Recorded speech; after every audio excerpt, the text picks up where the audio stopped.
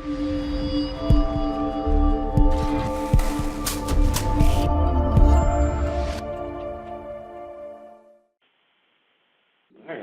Here we go. Okay. Well, hello, everyone. Welcome to this month's Cloud Suite Industrial, or CSI as we refer to it, overview demonstration. My name is Michael Keating. I'm the CSI Solution Director and also the North American Solution Consulting Sales Team Leader. And let's go ahead and kick this off.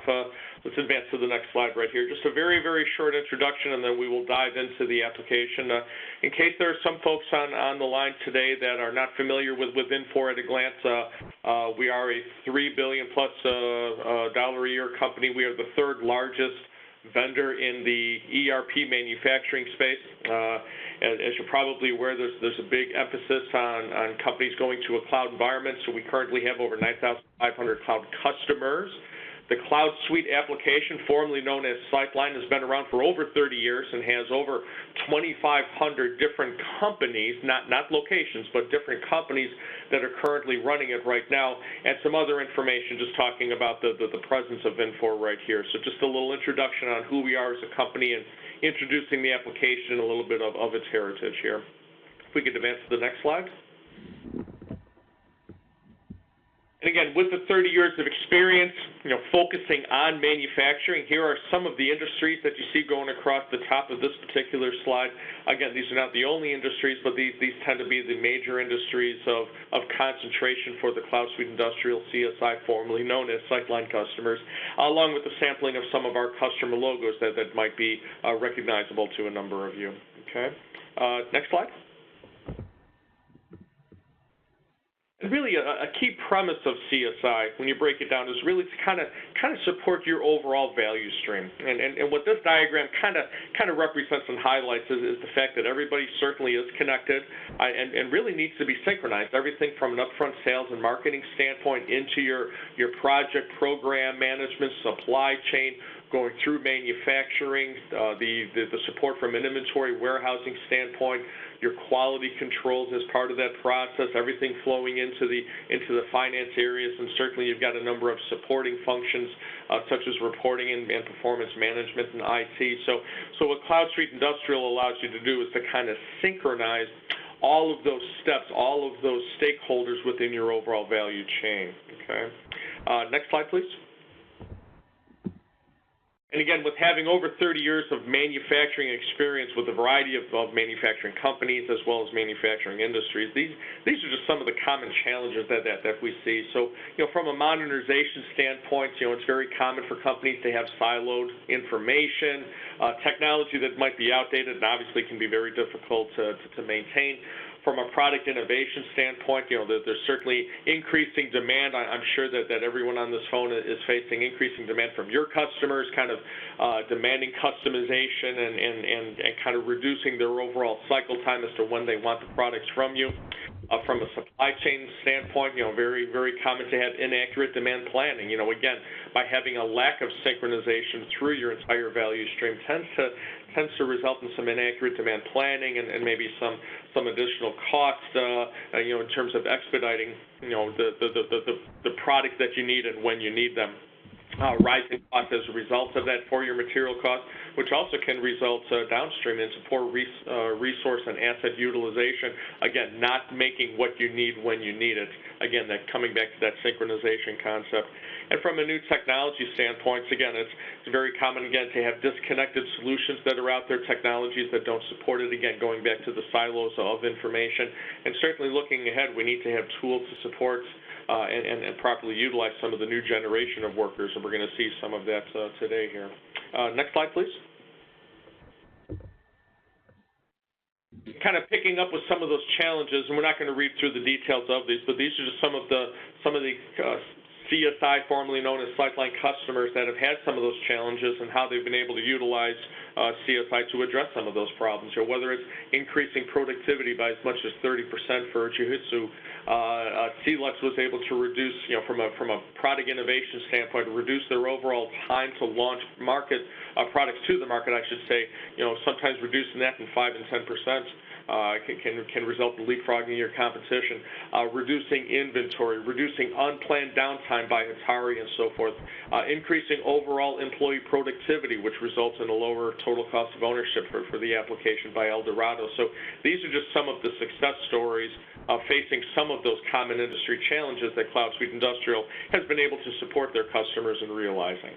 Okay. Next slide, please. And really to provide kind of an overview of CSI and how it helps address those common industry challenges, today we have Louis Guan, who's a CSI solution consultant. He's going to give us an overview of the CSI application, going through areas such as navigation and reviewing our home pages, touching a little bit on reporting and business intelligence, and kind of following a fairly typical order to cash flow. Today's session, again, is being recorded. If you have any questions, certainly feel free to submit them through the WebEx chat function. We do have some individuals on the line that can try to respond to any questions that you have during the session today. The phone lines are muted, so please feel free to utilize the chat and or Q&A, I should say, to submit any questions.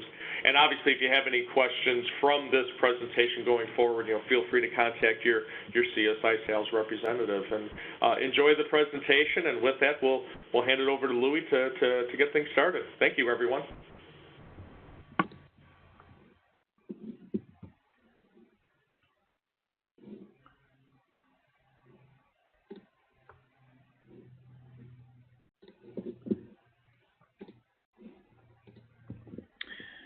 All right, well, good afternoon, everybody, or good morning, depending on where you are. My name is Louis. I'm a solution consultant with Infor. I'm on Mike's team. I've been with the company for 3 years now, and prior to this, worked as a procurement agent within the aerospace and defense, more on the commercial side. And coming from my background, I worked previously with systems that were probably, as many of you are familiar with, very disconnected, a lot of business challenges in the way, especially from an individual user standpoint, just very difficult to navigate and being able to do the day-to-day job. Coming over to Infor, working with our solution, and I believe that the company that I was with in the past actually ended up adopting Infor solutions after I had left. Being able to see the end-to-end workflow, being able to see all the capabilities that are there tied into one solution, it really was a game changer, and that's what I'm hoping to show you today. Before jumping in, as you can see on the screen in front of you, we're really breaking this demo down into a couple of key components. As Mike had said, the key aspect of Cloud Suite Industrial is to be able to bring you value from end to end, all the way from your sales and marketing back towards your engineering, to your product design, to your manufacturing, and your vendor management as well. What we're going to be doing today is walking through the key business challenges, and from a solution standpoint, how are we actually addressing those. And you'd notice that in a couple of these key areas here under, how do we talk about industry modernization? What does that look like from a solution standpoint? Moving to product innovation, to effectively managing your supply chain, to finally driving efficiency and what that looks like on the day-to-day on your actual shop floor. There's a number of key components that we'll be touching on. Now, as Mike had mentioned, no doubt from this demo, you'll probably end up with a number of questions that you'll want to pursue, and by all means, please feel free to submit them through the Q&A. But what we're really hoping for today is for this to be the starting point of a conversation with you about how our application more specifically applies to you and to your business, and let this just kind of be the starting point of that conversation. Okay. So to kind of start and talking about the industry modernization component, oftentimes when we're working with applications, one of the key challenges, especially for businesses that are looking for an ERP system, is that you're often working with siloed, outdated technology. It's costly to maintain, and it's hard to personalize it and to meet the needs of your specific users, your specific business. And to kind of start off and talk about our capabilities, one of the most important things is, from a user standpoint, how do I get to my information as fast as I possibly can? And the first place that we start is with these role-based home pages. We have a number of these that are out of the box. We have a number that are role-based and very specific to an individual user based on best practice for their role. But you also have the ability to personalize these. So one of the best examples is right now, as we're starting this demo, I'm actually sitting on a homepage. I built this out specifically for this demo in order to show off some of the capabilities in terms of personalizing. But you have this very robust and flexible framework to build whatever you want your dashboard, your homepages to really look like. Some of them can be very transactional, some of them can be very high level. And to just give a quick example of what one of these would typically look like, for example, here I have a customer service homepage. And on the left-hand side here, I have all of the areas in the system that I would typically drop down into. My customers, my customer interactions, customer orders, being able to enter them and drop down into seeing any past orders that I've entered. I also have some reporting information as well as some processing information, such as my pick, pack, ship capabilities, copying orders to estimates, order invoicing, and being able to track deliveries on orders as well. And then I also have those reports about order verifications, generating an order pick list, and my to be shipped, and running a report on that. You'll notice that on the right-hand side here, I have a couple of other widgets that allow me to move through my information pretty quickly. One of those examples is if I wanted to look up documents that are associated with my customer orders, I have a widget right here that allows me to do that. I also have my customer interactions that are coming in, so I can very quickly just click on any of these and being able to maintain that interaction right from my homepage.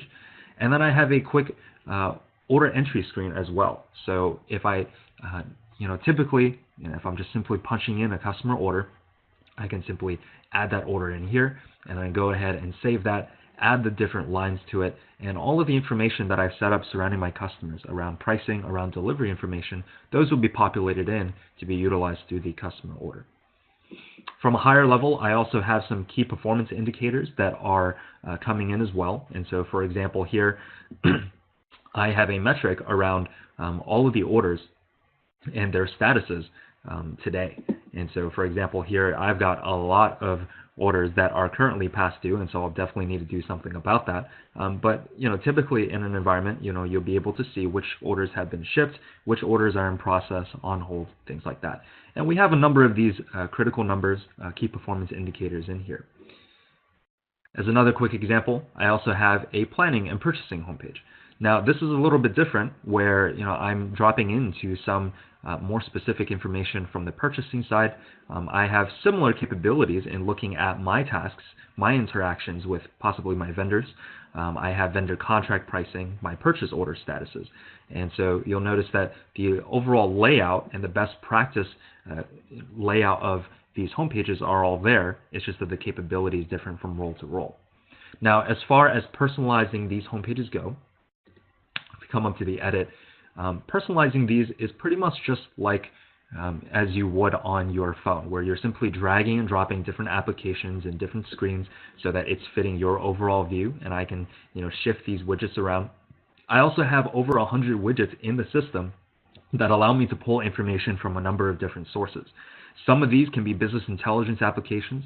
Some of these can be pulling information directly from my ERP, where I can see everything that we just saw on those screens, from customer orders to critical numbers to documents that are kept within the system.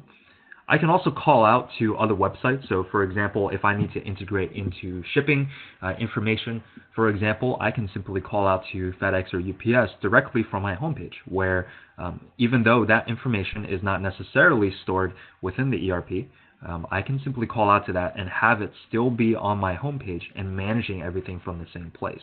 And that's really what we want to do, is to be able to make sure that you're getting to the information in the best way that you can, but also you're tying in everything that you need to see. So from a user standpoint, the home pages are one of the best places to navigate from. Now, when you're actually drilling down into the information and you want to see some additional data around, what are driving those key metrics, those critical numbers that are showing up, we have a number of different drill down capabilities that are tied into the system. So for example, in here, I've drilled down into an inventory dashboard. This allows me to take a look at some of the key metrics. You'll notice that they're already populating on here, where I can see shortages, product code values, some key information about today around shipments and what's currently being received into inventory. I also have a number of critical numbers sorry, I got trapped in my own wording there, but I have a series of critical numbers that are within each of these different dashboards, and some of them you saw earlier tied into those home pages. But for example, in here, these critical numbers, I can set these gauges up to look however it is that I really want them to, and I can also set up the criteria by which we're actually indicating their status. So you notice here that I have quite a couple of critical numbers that are currently in the yellow and red gauges, but I can set up those criteria to determine, where is it that I'm actually in the green, where is it that I'm in the red, and those are simply parameters that you'll set up.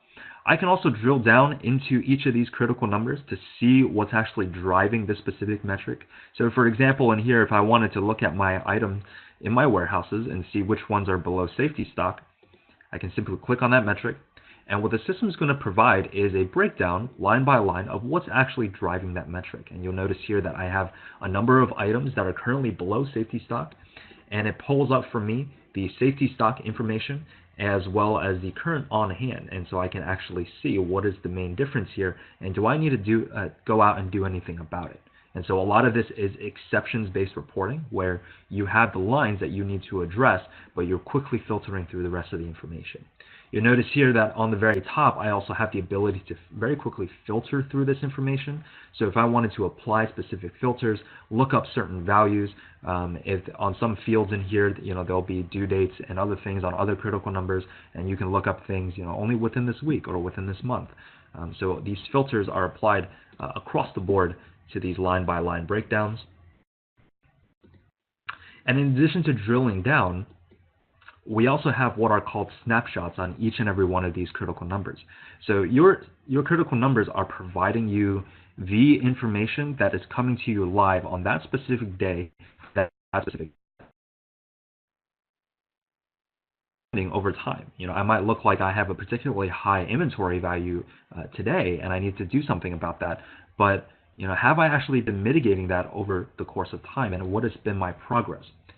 If we come down into our critical number snapshots, you'll notice that actually every single month I'm capturing that metric, taking it in a snapshot, and then I'm establishing trending over the course of time. And so what I've noticed is that maybe a couple months ago I've actually come down quite a bit in terms of inventory value. And so as I continue to progress, as I continue to take these snapshots of those critical numbers, I can establish that trending, and it gives me a bigger picture of how I'm performing over the course of time.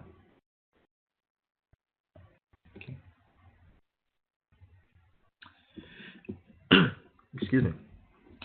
In addition to, in addition to the drill downs into critical numbers, what's also available is if I were to come out into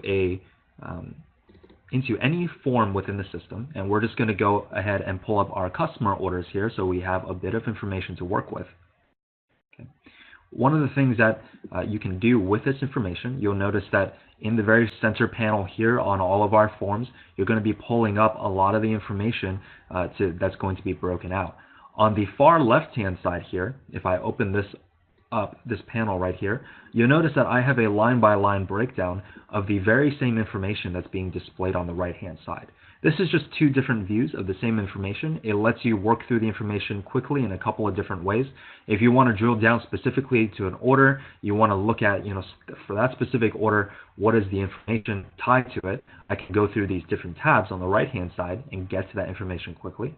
If I'm doing data entry and I want a more spreadsheet-like view, that's available to me on the left-hand side here. Now, one of the things that's available on every form within the system is what we call a data view. Now, the data view is your way of doing slice and dicing your information and doing some ad hoc reporting. And this is a powerful way of getting at that information and being able to see, how is that information broken down in a more intelligent way. So if we dump all of the customer order information into a data view, I have here a line-by-line breakdown, and we want to see, for example, all of these orders broken down by customer.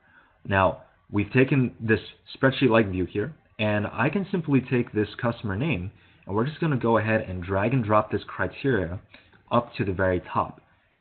And the data view is going to allow me to filter all of my orders by customer, and I see all of my customers' orders here.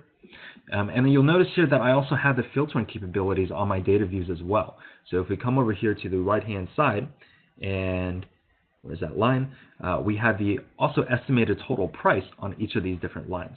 Now, if I wanted to see, for example, all of my orders from 2017, we can go ahead and just filter that, and we can filter it by all of the orders that entered into the system from not 2017, let's do last year, 2018. And so I only have 3 lines in here. Down at the very bottom, I can also do some summary information on each of these different columns. And so, for example, if I wanted to look at the total value, and we can just go ahead and we'll open this up to we'll go ahead and clear this filter just so we have some additional orders to work with. And if we want to summarize all of our total pricing, you'll notice here that I have some quick filtering or quick summary information, and we want to take a look at the total price across all of our customers for all of the orders that have come in. And you'll notice here that I have a total summary value of $6 million of total orders that are currently in the system. And so you have summary information across each of these different columns. You have filtering capabilities on all of your data views. And this allows you to build a very quick report. And I can also go ahead and select, which of these columns that I want to work with. You'll notice that, I have a lot of different pieces of information tied to my customer orders, of course. But if I only wanted to look at a select handful of very specific criteria, specific pieces of data, I can go in here. I can filter on that. I can drag and drop different columns so that, you can break this report out however it is that you want. And then you can get that breakdown on these data views and work through your information that way.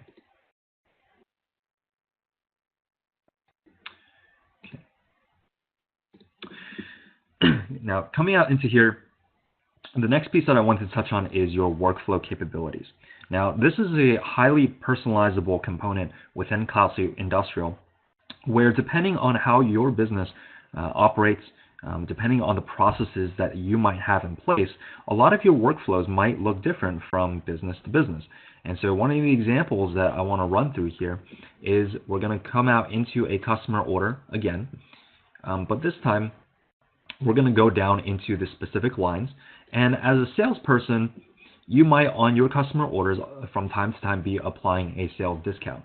And just as a kind of a proof of concept for these workflows, for example, in here, I currently have a user that is set up and I can manage some sales information in here, but I might have a limit in terms of the sales discounts that I might be able to apply to a specific order at any given time without approval.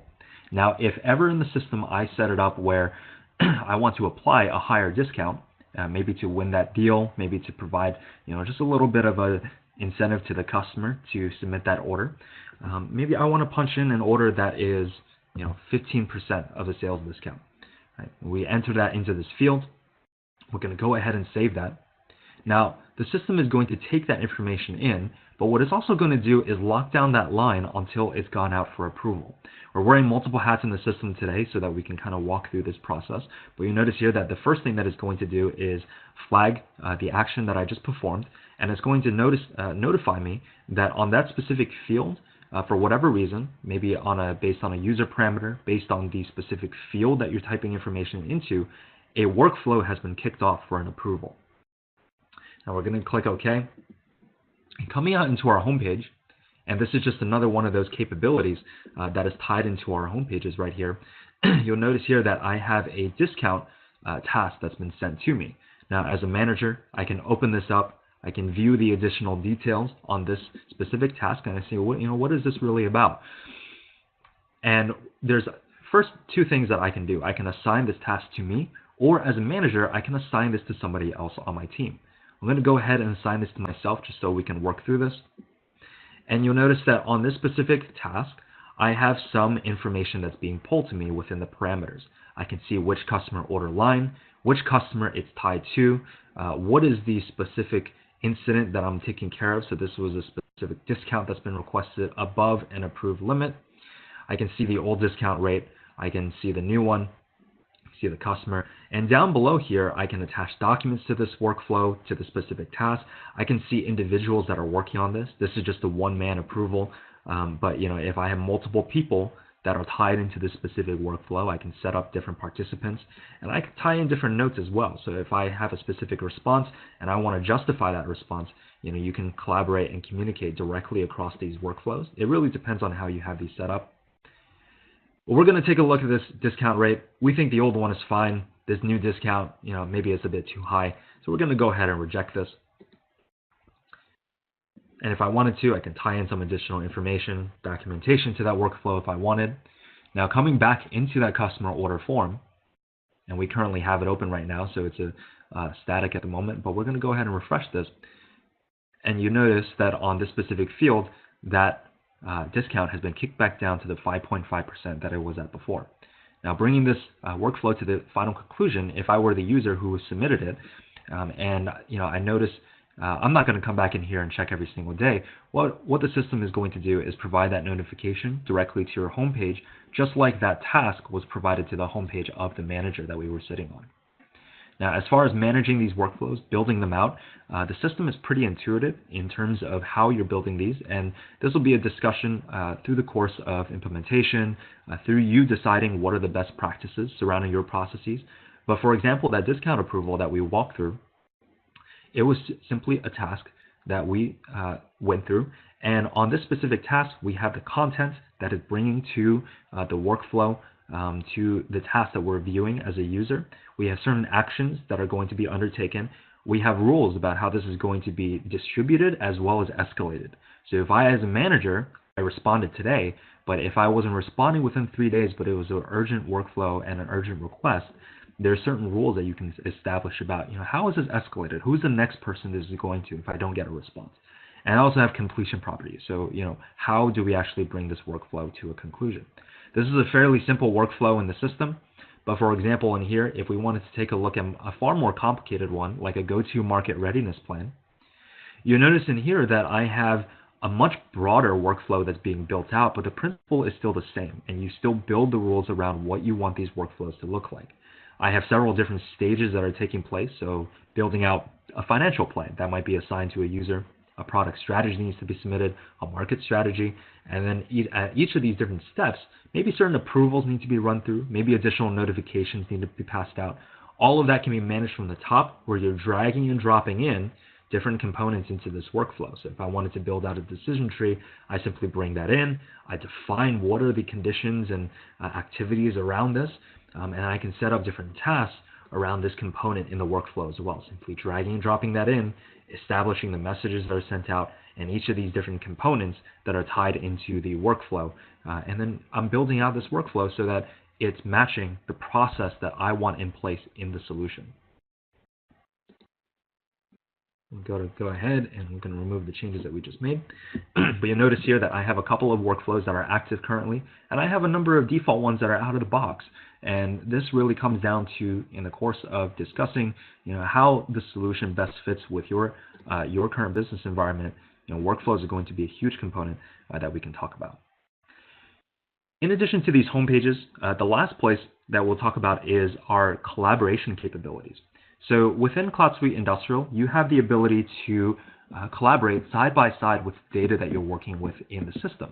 And so you'll notice here that I have a feed that is bringing to me all of the information that I saw in those tasks. Those are coming into my feed. It's essentially a one-stop shop that allows me to see what are the most relevant posts, messages, communication, either from the system or other people that I need to be aware of. So I have alerts that are coming in, I have different messages, for example, and all of those are coming in.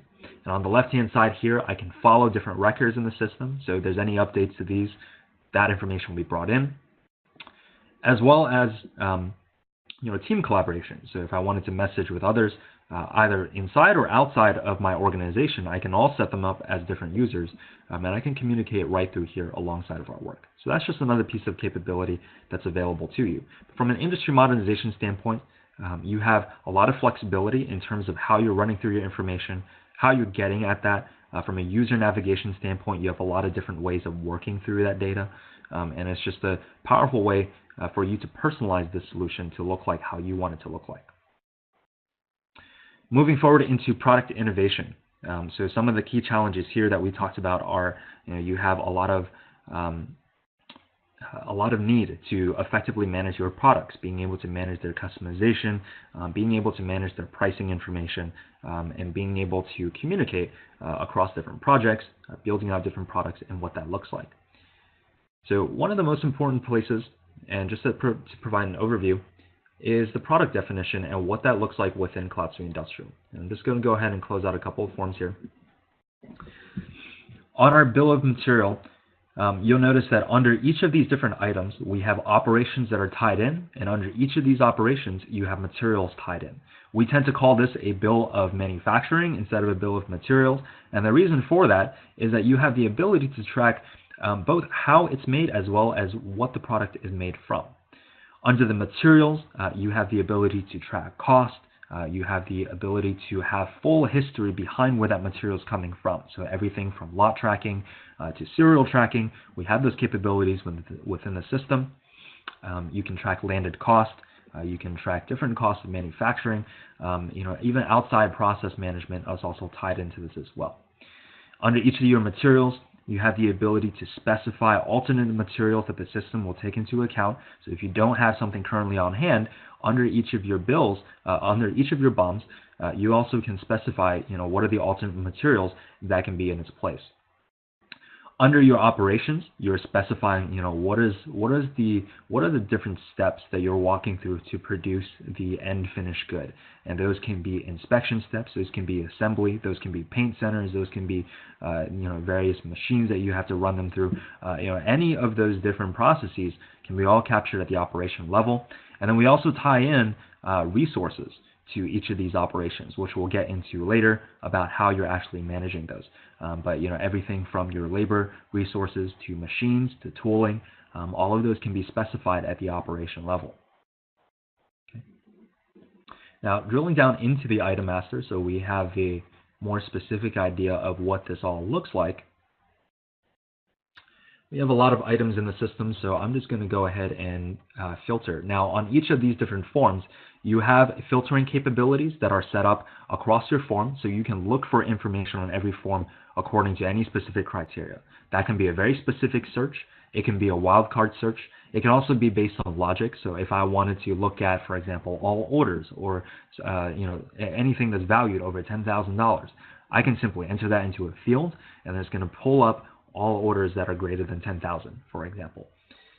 Right here, we're just going to do a quick wildcard search on all items starting with FA. I go ahead and filter on that so we can get some additional information. So this is just a stock item within Cloud Suite Industrial. But you notice here that I have some essential information about what type of material is this, what type, where is this actually coming from? Is this manufactured? Is this purchased? Is this transferred from a different site? I have various different product codes that these items can be broken down into, and this just gives me some more visibility into my products, their overall performance, and I can run some analysis against all of my products based on product code as well. ABC codes. Down below, I also have the ability to set up formalized engineering change ECNs within the system, set up different revisions that I'm referring back to, associate different drawings. I can even determine if certain items to be stocked, if they're allowed to be picked, and so you have a lot of essential information that is tied into here. Now, if I open up the right-hand side here, I have a number of areas in the system that I can drill down into, but one of the places that I'll talk on is the operations and materials. So I can go down into here and I can manage the operations and materials that are typically tied into this specific item. I also have an engineering workbench that allows me to work through that and build these products very quickly and tie in the operations, the materials, any outside processing that might be associated with it. And I also have an engineering board. And this gives me a high-level view of what's actually going on with this product. And this breaks it out both by the final product as well as any sub-assemblies that are tied in as well. And under each of these sub-assemblies, I have different operation steps that are specified by the 30, 40, and 50, as well as the different materials that are then tied into that specific operation for that sub-assembly. So you have full-blown visibility into your products. What are all the different components that are tied in, and it just helps you to manage these that much more efficiently.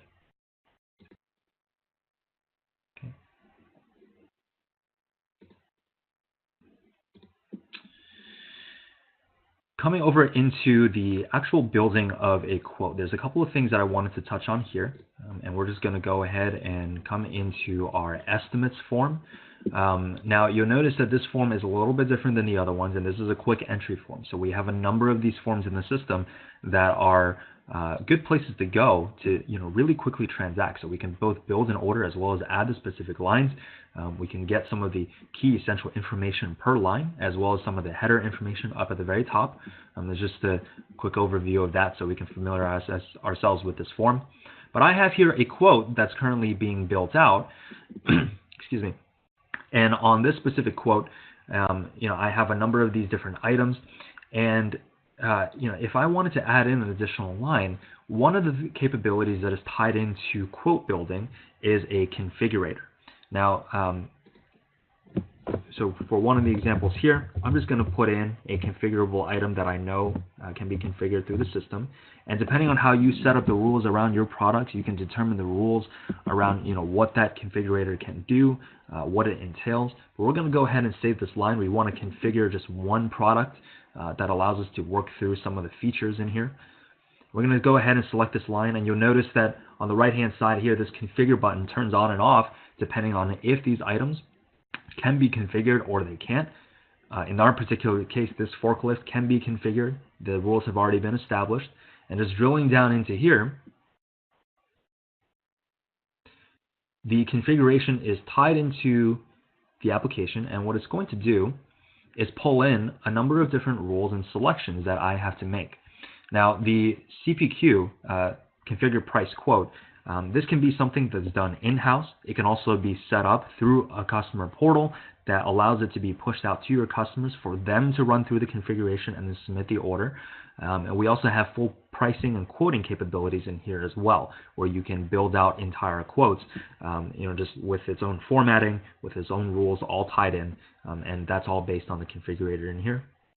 But we're going to go ahead and just select a handful of rules in here, and you'll notice that the rules are populating depending on the selections that I have.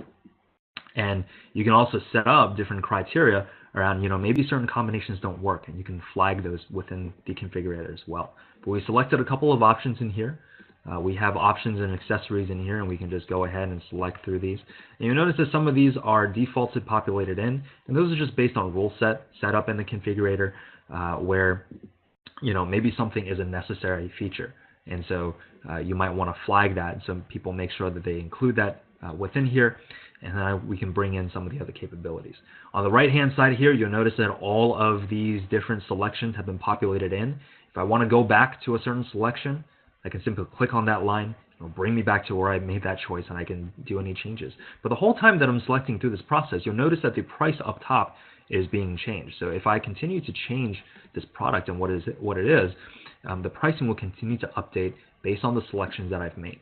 And once we finish with this configurator, you can just click Finish. I'm going to click Yes. And then when we come out to the quote that we've been building, to the estimate that we've been building in the system, the price is then updated to reflect what was the configured options and the rule set that we established. Right? So you have configuration that's tied into your quote building, and it's just another way of being able to manage your products. And again, that can happen both in-house as well as being pushed out directly to your customers, so they have that flexibility and choice. So really depending on your business, whether that's important to you, that capability is there. In addition to quote building, a couple of additional pieces in terms of, when we talk about product innovation, what that looks like. You also have full document management capabilities within the system. And so if I come out to that item that we were just working with earlier, we have this item in here.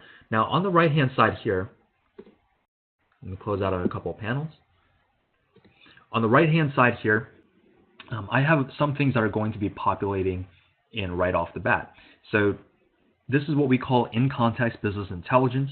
It pulls in some additional data around, what form are you currently sitting on, and as a user, what are some of the key metrics that might be important to you? So for this specific item, maybe I want to see inventory value, purchase year to date, on-time shipments, and all of these can be populated in, and the user has the option of selecting which critical numbers that they want to see directly off of the form that they're sitting on. So it doesn't necessarily have to be off a dashboard or a homepage. But down below that, we also have document management that's tied into the system. This will follow you anywhere within the system. You can drag and drop in different documents directly. And so as a quick example of that, we're just going to open up a document. And this can really be anything. It can be drawings, it can be spreadsheets, reports. We just have a quick procedural document in here. It's a pretty standard document. And we're going to go ahead and just drag and drop this into document management.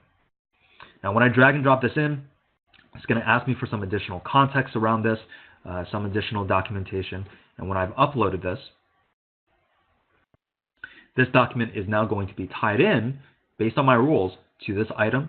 And if every time, if I wanted to generate a PO, if it's a purchase item, if I wanted to generate a customer order, maybe I want this document to be tied in at all times to those orders going out. Depending on the rules and how you set that up, these documents can definitely do that. If we drill down, just drag and drop this document in, so there's not much that's populating in here, but you have check-in and check-out capabilities. This allows you to modify all of these different forms, but also being able to track the version that you're currently sitting on. So if you bring in a new document, it makes sure to lock that document down until the revision has been completed. You also have the ability to start and kick off workflows with each of these different documents. So, whether it's an approval or a revision process, all of that can be directly started from the document itself. So we can just go ahead and check that out. It's already switched to version 2, and it's populated in some historical information of who's checked it out, who's modifying it, and who created it. And so you have all of this information tied in here. You'll notice that on this, as soon as I checked it out, it unlocked these different fields. And these fields, these ID fields here, can be whatever you want them to be. But I can add in some additional information. And once I've checked that in, the new version of the document is sitting here with the new data that's in here, as well as a new revision number. Okay. And so document management is tied through your entire application. And the last piece in terms of product innovation is projects. And so whether these projects, it really depends on, what you might be utilizing projects for. These can be R&D projects. These could be a product development project. These can be, projects that you're working on with your customers. But under each of these projects, you have tied in the management capabilities for different tasks and the resources that are tied into those individual tasks.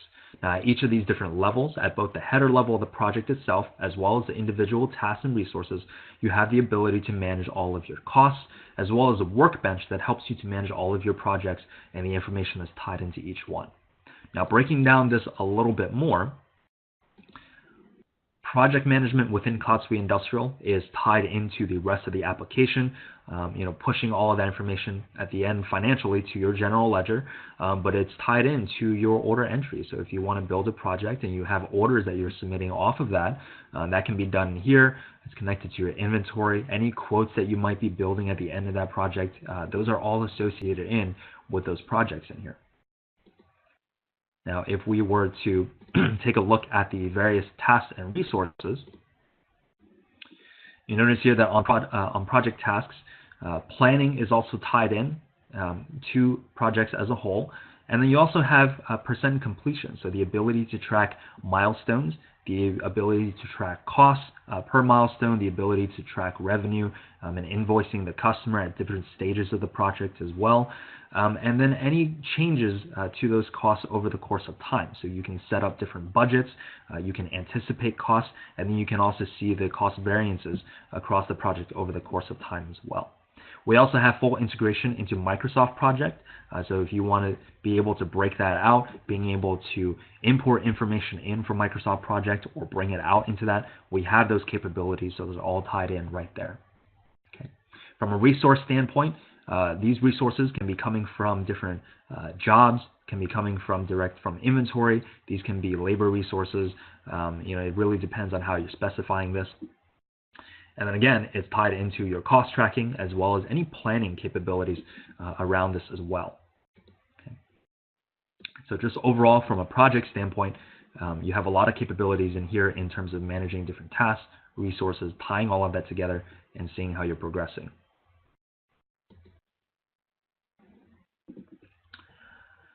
Now, supply chain planning. excuse me. When we talk about supply chain planning, some of the key challenges here that we are addressing are, your limited end-to-end visibility.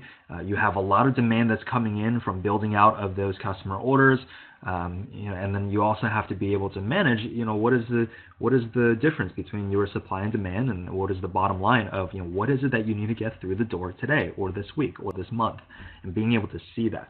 Some of the capabilities that we're going to show in this section largely pertain to being able to manage your risk, being able to see, when you're making a promise, can you actually keep that promise? And that's one of the kind of the refrains that when we talk about CSI is your make a promise, keep a promise capabilities. And so we'll be talking a little bit about that. And then finally, when you're able to see, what are the jobs that need to be released, what are the purchase orders that need to be generated, what does that look like? And we'll also talk a little bit about vendor management. Now, from a planning, from an overview standpoint, it's important to know that within CSI, you have a number of different planning tools that are available to you and a number of different planning capabilities. The one that I wanted to focus on right here was APS planning.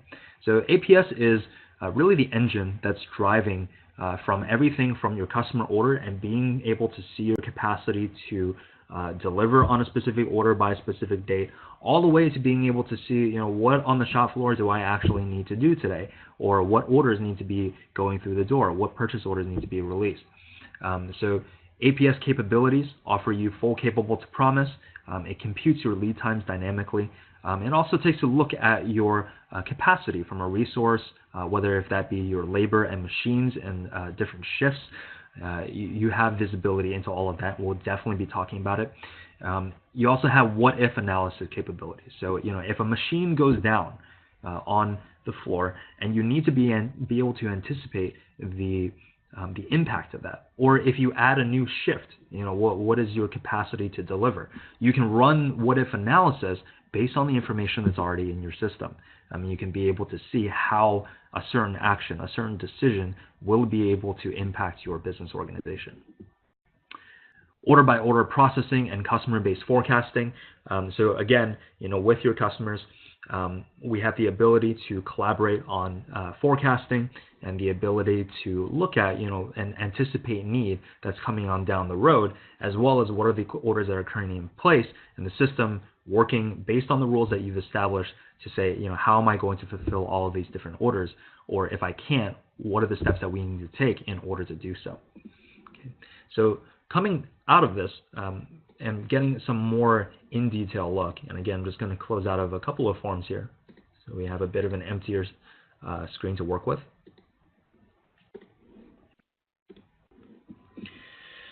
The first place that I wanted to drop down into was the capable to promise. Now, capable to promise, what we are going to do is start first with a customer order, and we're going to come out of the filter. We're going to just take a look at a standard order that's in place. So we have a customer order line. This is a planned item, and we have to take a look at, when we set up an order date and a due date, and we've set this due date to be on tomorrow.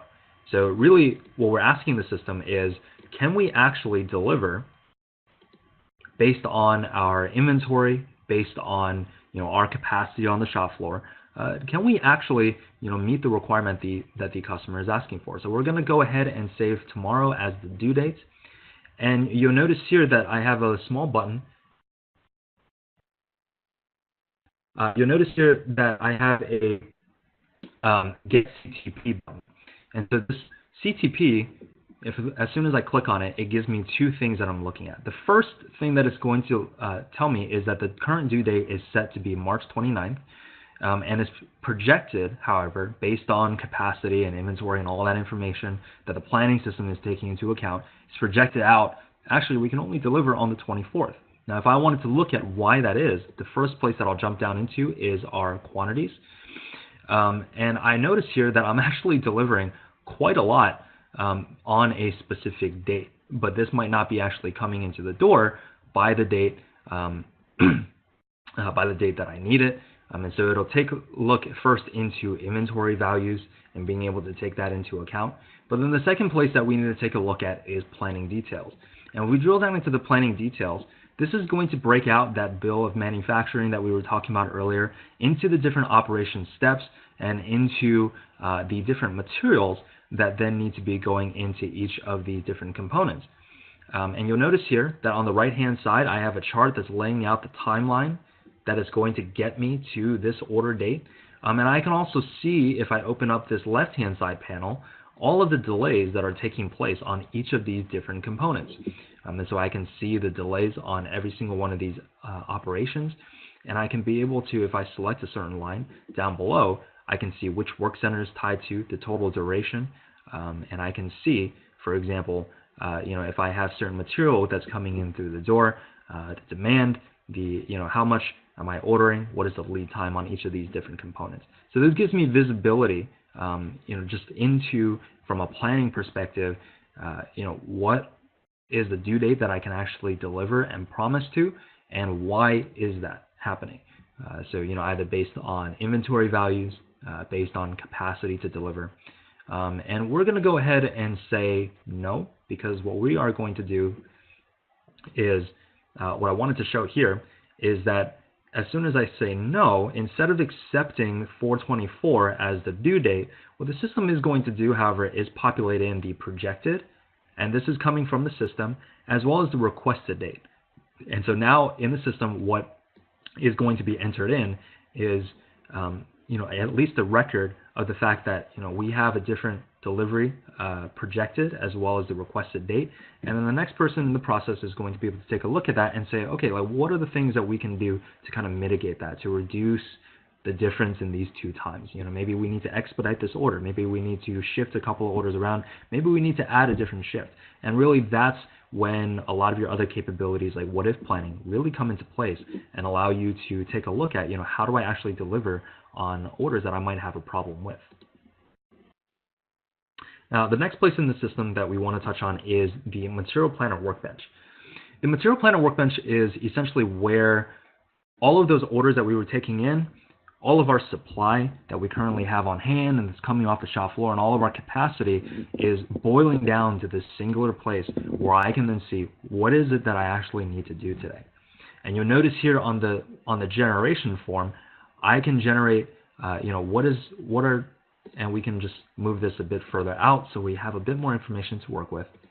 Right? But I want to be able to basically see for the entire next month, what are the purchase orders that need to be generated? What are the jobs that need to be released? What needs to be transferred from other sites? I can also filter this down depending on role based on a couple of different things. One is a planner code, and this helps me to just specify, maybe I have a certain set of materials that I'm working with.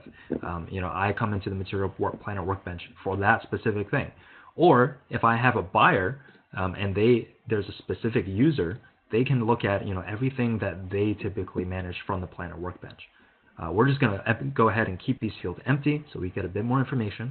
We're going to go ahead and process this. And then we're going to go out into the Planner Workbench. Now, you'll notice here that on the very top, I have a couple of different views that I can select from. I can see all of the purchase orders that need to be generated, any purchase requisitions that need to be generated as well if I'm using that process, any jobs that need to be released, production schedules, transfer orders. All of these are also tied in, and I have different views of these depending on my user, my specific role, how my business is currently operating. And down below, I have a line-by-line breakdown of, okay, here are all of the different lines, and here are all of the different materials that I need to be getting through the door. And in order to meet a certain due date, in order to meet a certain release date, I need to get that, meet the certain due date, I need to be able to get that order generated by today. And so I can look at the same thing across the entire week if I wanted to, and this is just going to pull out some additional information for me. I can look at all of my orders in the system as well, and that's going to even pull out even more. Okay.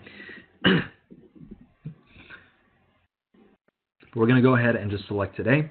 And if I wanted to process through this very quickly, rather than just simply selecting this line by line, I can also select the option to process through a certain date. So for example, if I was looking at this week's orders, but I want to process and generate all my orders for the next 3 days, I can simply select, 3 days down the road, and it's going to select everything for me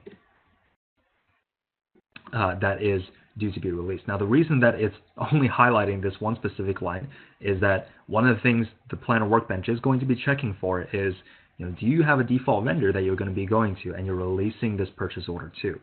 I don't have a vendor that's currently populating to the other ones, and that is currently based on your contracting, whether if you have those set up, do you have a default vendor that you go to for material? But on these lines, you also have the ability to see the lead time for the primary vendor that you're going to. If I had an alternate vendor that's in place as well, maybe with a different cost, different lead time, I can also see that. It gives me visibility into it, and I can go down in here and I can simply select out of the different vendors that are qualified to do business with me for this specific part. I can go ahead and select that vendor. Now, on the right-hand side here, you'll notice that I have a couple of different things that are going on, and one of the places that we want to talk about is demand. So on each of these different lines, I can see where this demand is actually coming from. And you'll notice here that on this specific one, this is for a specific customer order that's in the system. And so the demand is being generated from that. You can see the projected on hand, the outstanding the outstanding receipts, and if I already have orders out there, as well as some order information as well. So maybe I have some order multiples, order minimums, safety stock, information like that that's set up in the system for that specific item. The planning detail is going to give me that view for each of these different lines, so I can actually see where all of this is coming from. And so once we go ahead and generate this,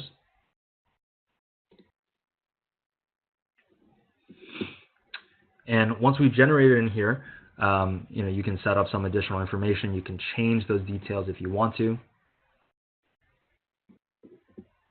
But we've gone ahead and processed 15 POs, so there must have been some additional ones that were selected down below. And when we come out into the purchase orders, and this is what I'm opening up currently is just the search form.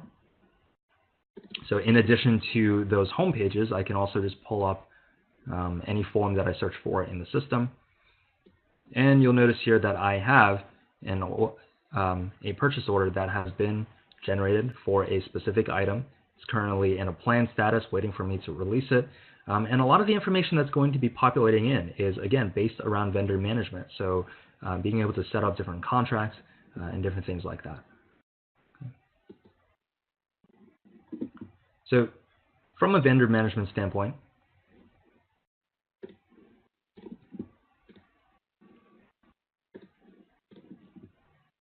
I think and let me just call this out directly. Okay.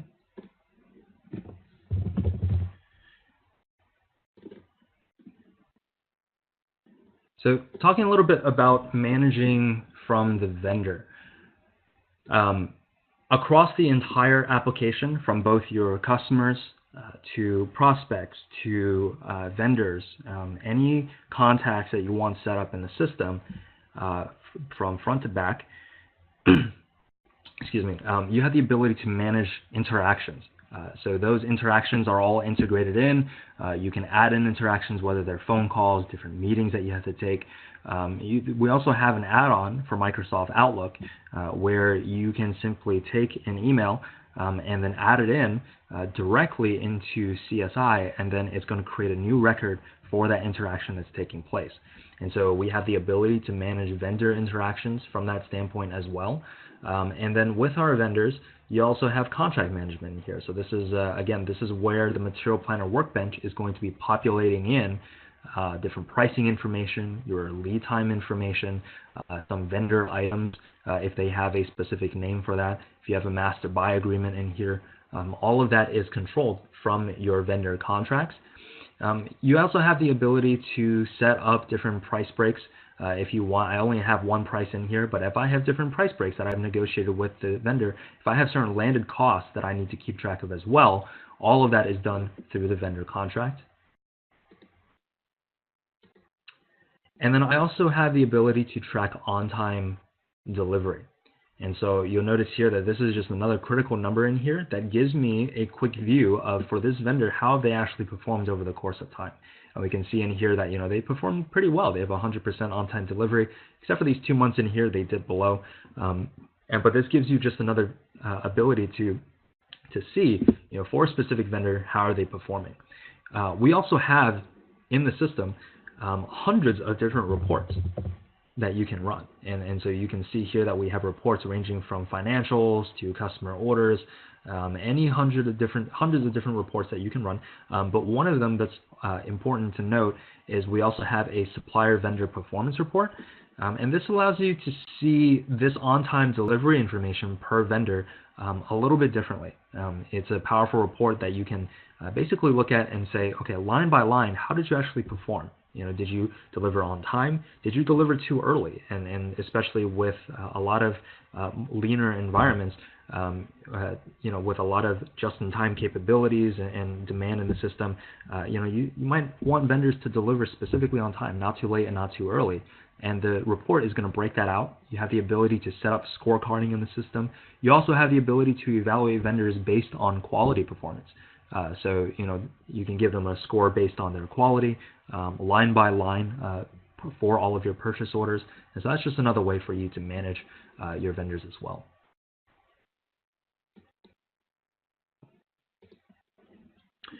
So tied into all of this is, in terms of driving efficiency and what that looks like, a couple of key capabilities that we want to talk about here is how do you actually manage your resources and being able to understand how you're utilizing them, and being able to utilize them effectively. I want to talk about shop floor management as well. So we have a fully integrated, what we call factory track, and that is your warehouse management, your time tracking, your material and labor tracking as well, your shop floor. And we also have integrated quality management that's in the system here too. Okay. And then lastly, what we're going to touch on later is business analytics. So you saw earlier through these couple of other components that you have a number of critical numbers and reports in the system, whether they're data views, whether if they're drill downs into key performance indicators. We also have a full-blown business analytical tool, and which we'll get into and close up with later on at the end. So in terms of utilizing resources effectively and what that looks like, what we want to talk about is this resource model right here. So you notice earlier on that when we talked about the product definition, I had mentioned how the materials and the operations are all tied in together, and at the operation level, you're managing your resources. Now, what that looks like in the system is you're managing your labor resources, your machines, your tooling, and each of these different resources, you can set up different rules about how they're allocated to different jobs. These rules can be set up in multiple ways. If we drill down into, sorry about that, let's drill down into the resource. You'll notice here that I have a number of scheduling rules that are in place. And so these can be based on anything really that we have a number of different default rules that are already established. So maybe like the earliest job due date, maybe the lowest setup time, whatever rule it is that you need. And we have a couple of different tiers of rules. So you can set up multiple ones that the planning system is going to pick up on. And based on these rules that you've set up, depending on the complexity of your operation, you can set up a very robust framework for how your resources are best utilized. Now, on each of these, you'll notice that I also have the ability to track different shifts, and those apply across all of your labor resources, for example. And again, over here you have machine resources and tooling as well, and all of these are taken into account. Now, to be able to understand best utilizing these, there's a couple of analysis views below that we can dive into. The first one that we'll touch on is the resource load profile. And the resource load profile gives me an ability to see how am I actually utilizing this over the course of time? And maybe we want to see, starting from today, how are we utilizing these resources based on an interval of 5 days? And so we're just going to enter that into the system. We're going to take the filter off. And what the system is going to do is pull up all of these different resources that I want to view, as well as their utilization. And so this gives me an idea of where all the bottlenecks are. And so, for example, in here, I have my total load hours, the on-shift hours, the interval starts, as well as the utilization. And so I can see here that I have 100% utilization across a number of different resources, but a couple of these down below, I have some of these reaching well beyond 100%. So this is 160%, 200% utilization. And what I can do with each of these is I can select the current resource, select the specific resources that I'm looking at, and I can pull up a load profile. Now, the load profile lets me take a look that over the course of time, okay, like, what is actually the overutilization, where is that actually happening? On what specific days, on what specific shifts, how many hours have been planned, what are the total load hours? You can see here that, we've, based on planning, we've loaded up this resource on some days with more hours than, there's actually planned for. And so you can see also the utilization over the course of time as well. And that's also broken down into, if I have forecast utilization in here, I have plan utilization, I have scheduled, all of those are broken out for me. But this gives me just a couple of ways to work through and very quickly know across my resources, where are my bottlenecks? What do I actually need to take care of? And what's going on my shop floor? The next view that's available is a scheduling board that I want to touch on. And the scheduling board gives you a high-level view of, across your different resources, what's actually happening, and provides a Gantt chart of that data. And so we're just going to go ahead, and I might have put in a bit too far of an interval of time, but you'll notice that on the left-hand side here, it breaks down these different resources that I want to look at. And if we zoom in a little bit, you'll notice that here on the Gantt chart, I see a day-by-day breakdown of when my shift hours actually are, which orders are currently entered in and are assigned to those specific resources, or which resources are assigned to which jobs and operations, and I can see how they're currently lined up. Now, the planning and scheduling engine is going to take you, 90% of the way, where it's going to be doing this. You simply need to come in here and review, but the rest, some of the manual moving things around and being able to anticipate things that from a human standpoint, you might want to be looking at. What you can do is simply, select a certain job. You can see all of the other jobs that are associated with it, if there are. But I can go ahead and simply select something, and I can drag and drop this across and assign it to either different resources or on the same resource, assign it to different times. And this helps me to just move around my scheduling and allows me to have more control over what's actually going on my shop floor and what's being released at what times. Now, for example, here, if I don't have a shift that's currently set up between, I believe this is 12 and 6 a.m., I can still go ahead and, simply drag and drop that in. And what the system is going to ask me is, do you want to move this from this specific start time to this one that I had just dragged it to? And we're just going to go ahead and select OK. Excuse me, and what we've done is simply moved around our planning scheduling a little bit. And so the system is very flexible. You can set up the different rules. The system, the planning and scheduling will take that into account. But then from a manual standpoint, you also have the ability to manage and control your shop floor and your schedule. So from an operation and a resource standpoint, you have a lot of capabilities to manage your bottlenecks, being able to see your scheduling board, and understanding how your resources are best being utilized. One thing I didn't touch on earlier is that with all our resources, they are tied into these labor resource groups, and that just gives you some more flexibility in terms of, you might have multiple labor resources that can do the same operation. And so what the system will pick up on is you have multiple resources in that group, and it's just going to select one based on certain rules that you have set up around which resource ought to be picked. So you have a lot of different layers here of different rules around these resources, their utilization and operations, and the multiple analysis views for you to get down to that analytical layer as well. From a shop floor management standpoint, and just coming out into our factory track component, and please forgive me for this piece here, it's just populating in something from Chrome. So the first place that we came into was the firstly the authentication. So you'll notice that I just simply punched in a 1. That's just the way our system is set up. But for all of your users, when they simply need to scan in, they can scan in. They can key in. They can take a barcode and simply scan in their badge if that's necessary, and the system will pick up on the user. You'll notice here that I have on the left, down the left-hand side, time and attendance. So this is your clocking in and clocking out. Your breaks. You can also have employees do time off requests through here as well. And so you have full time and attendance capabilities in here.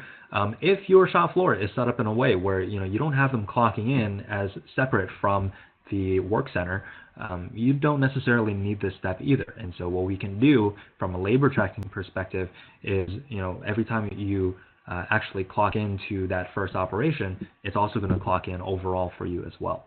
Okay. Material management. So when you're out on the shop floor,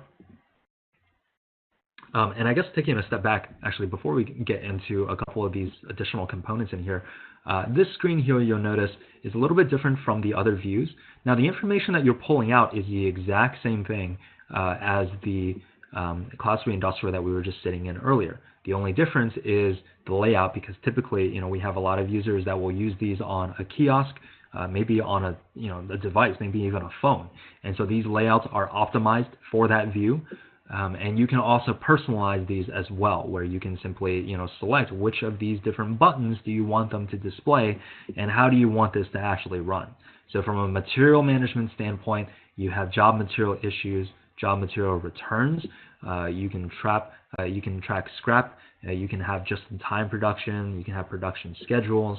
And you also have job moves in here as well, where you can move it from one operation to the next.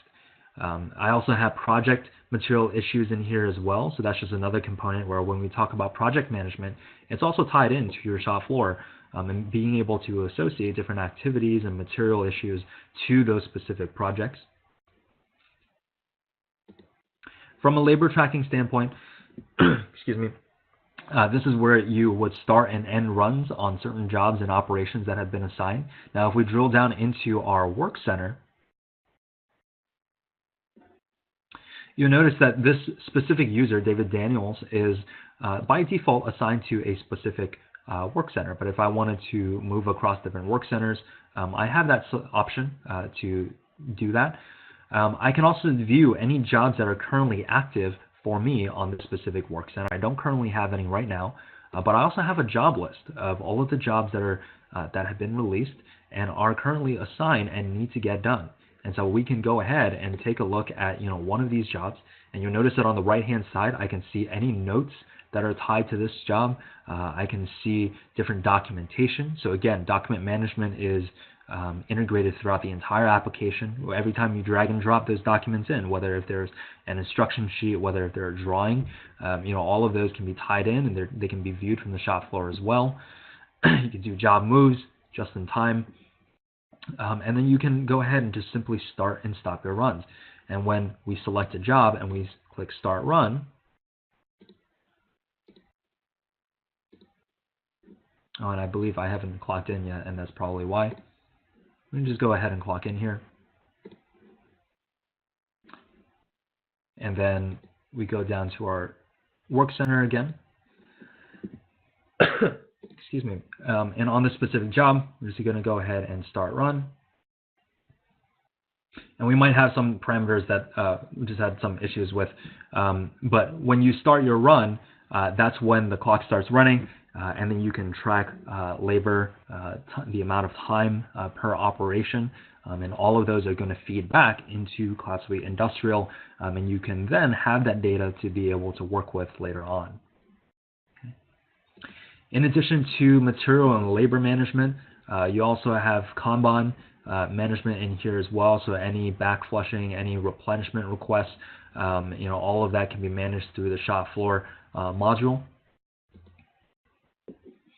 And then you also have just a couple of other capabilities in here. So some of them are your dispositions, your testing, so all of these can also be managed through the shop floor, where if you have certain quality inspections that are in place, if you have certain operations steps for quality, all of that can be tied in and done directly from the shop floor. You can also build and empty out containers if you want, and so those capabilities are all in here.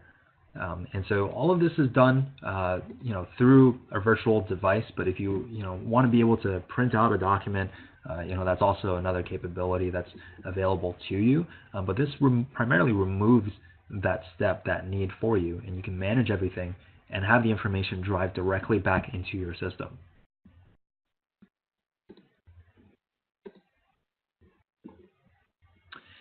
Talking a little bit about quality before we wrap up with business analytics, we have integrated quality control all throughout the application. And so everything within the four walls of your organization, from when you get product in to when you're work in process to when you're actually about to ship out to the customer, you can run through different quality inspection components depending on how you want your organization to be set up. And so, for example, in here, just as a high-level overview, at each of these different steps within your four walls, you have the ability to set up item vendor quality relationships. So if some vendors need to have certifications around them to provide a certain item, or every time an item comes in without one of those certified vendors, the system can then know to trigger an inspection process. You also have the ability to set up inspection frequencies and what type of inspections those are. So we have a number of different rules that you can set up around what devices are you going to utilize, what are the tests that you need to undertake. Those can just simply be a visual inspection. Other than you can use weights and scales, and all of that data can be tied in directly into quality management here. You also have the tracking of inspections and dispositions.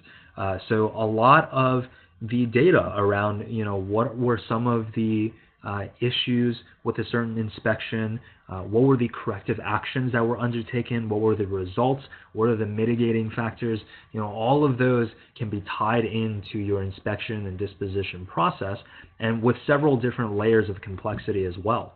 So some users, some organizations might only need, just a cursory glance at, maybe just do a quick inspection, key in a couple of essential notes, and then just move it on. Others might need a full-blown disposition where you need to track a lot of more information, like reason codes, and you need to track a lot more data. And so we have several different forms in the system that are available to track whatever the depth of information is that you need. From a corrective action standpoint, again, this is just tied in where any corrective actions that you've undertaken, you're able to track this, and then this entire life cycle here, from when you receive a product into inspection to what type of inspections you're doing, the disposition, the corrective actions that you're undertaking. All of this is tied in together, so you can jump from form to form. And then from a historical and from an auditing standpoint, you can actually see which users undertook which specific steps in the quality process, and you're able to pull out all of those different notes, any documentation, any inspections and tests that you've run, so that you have all of that data right there for you within Class 3 Industrial. The last component in here, not so much tied to the customer or work in process, but from a vendor standpoint, again, you have the ability to track overall vendor performance based on quality. And so the criteria there, depending on the scorecard that you set, you can track overall, not just whether if your vendor is shipping on time to you, but what is the quality when you're actually doing your PO receiving. Okay. So from just a quality component, if you want additional conversations around this, that can definitely be a future conversation. And the very last component that I'll jump into here for the day is business analytics within Class 3 Industrial. I'm just going to give it a second to load. But what we have, in addition to those critical numbers, to those data views that you can run off of different forms, is a full-blown business analytics tool. And so we call it Burst. And this gives you the ability to set up different dashboards and different metrics to see how your organization is performing.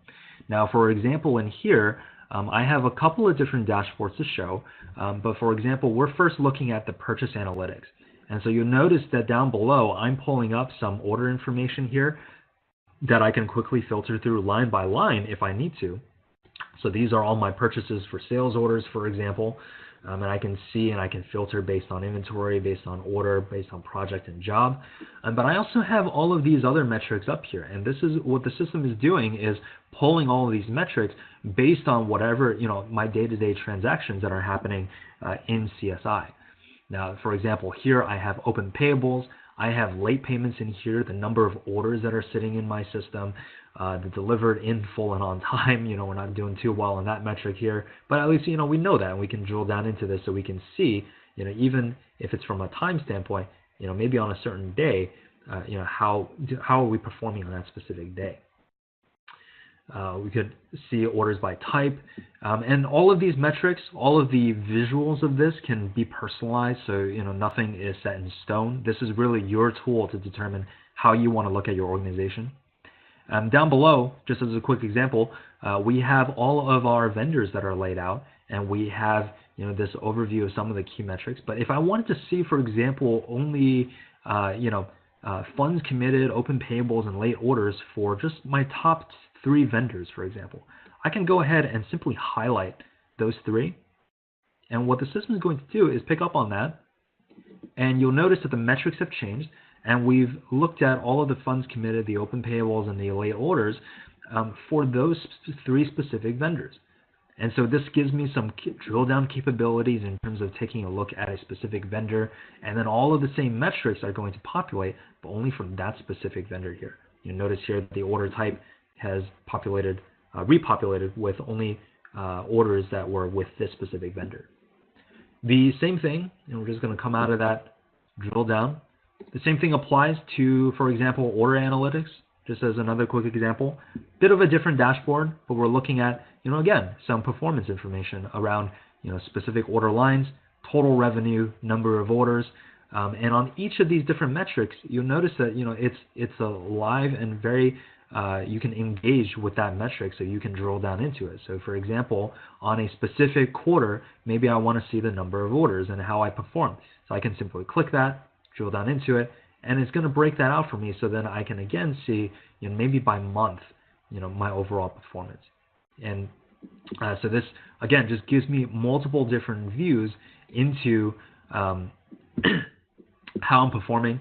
In our specific example, we're looking at purchase analytics as well as order analytics, but you can set up these burst dashboards for any information that you're working with in the system. But the idea is to drive this information to you in a way that's, quite frankly, aesthetically pleasing, and being able to see and make sense out of, you have so much information going through CSI that we want you to be able to get to that information quickly and make those business decisions as best as you can.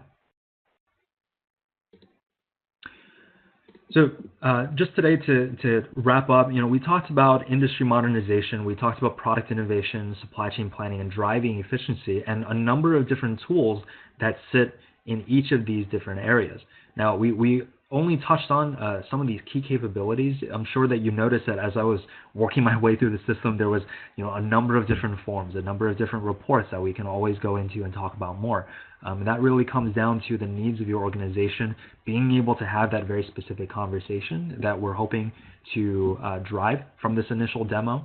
But just from an end-to-end process, I'm hoping for today is that you got a picture of, for Cluster Industrial, how we meet these certain business challenges, how we provide information to your users, to your managers through business analytics, through drill down capabilities. We have document management, the product definition setups, and a lot of planning capabilities as well. And so, yeah, we're hoping that you got something out of this, and we're hoping for additional conversations to also happen from here as well. And so if you have any questions, feel free to submit them into the Q&A. I believe there were a handful that were already coming in, and then Mike and I can go ahead and tackle some of those questions for you. Yeah, the questions that have been submitted through the chat already have been answered, but if anyone has any final questions, feel free to submit them through the chat function here.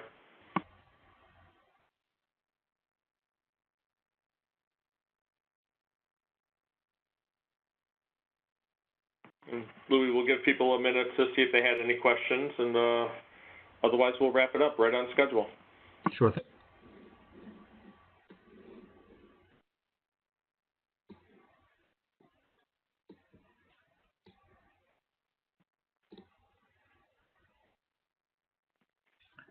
So if anyone has any questions, feel free to use the chats. Otherwise, it looks like I don't see any new ones coming in, Louis, so I think we might be all good here. All right. I do see a question about how you can get a recording of this presentation. We did record this session, and so if you need a recording, that will be in my hands and be in Mike's as well. And so you can simply reach out to your sales representative, and then we can just simply pass that along to you. Actually, one just came in here, Louis. The question reads, can documents that are attached to an item or bill of material be automatically printed or bundled to the job packet for use on the shop floor? So the bundling of the documents, so Louis reviewed the Infor Document Management or IDM, so the bundling of those documents is something that's coming out in a future release here for CSI, and once the documents have been bundled, they could be printed for internal purposes such as job paperwork, or it could also be bundled as something that would be going outbound, such as a purchase order or an order acknowledgement, for example.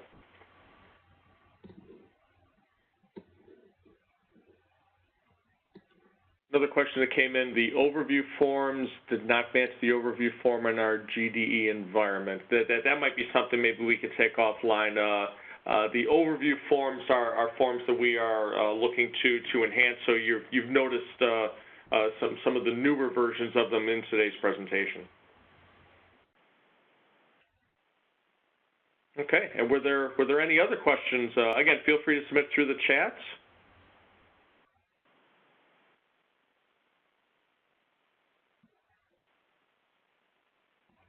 If not, Louis, I think that might be it. I don't see any further questions coming in via chat. Okay. All right. Well, if you have any additional questions that might come up even after this demo, feel free to pass them along, and we will continue to field those questions and being able to respond to you as best as we can. So yeah, thank you everybody for attending. Thank you, everyone. Have a good day now.